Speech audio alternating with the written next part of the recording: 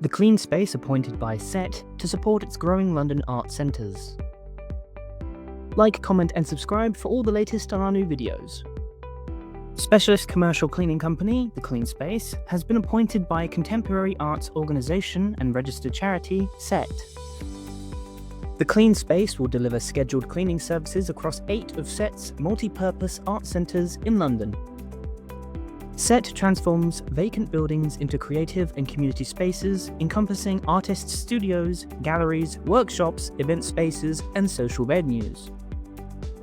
Cleaning will be provided between 1 and 2 days per week to meet the demands of high-traffic public, creative, and community-focused areas. The contract offers an operational structure designed to scale and maintain consistent standards as SET continues to expand its network.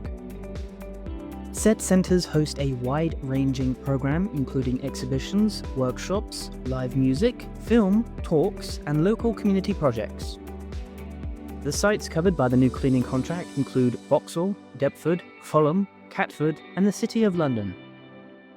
Mark Taylor, Facilities Manager at SET, said, "With SET's locations being so diverse and growing so quickly, we needed a cleaning partner that could be responsive, reliable, and able to support how our buildings are used day to day."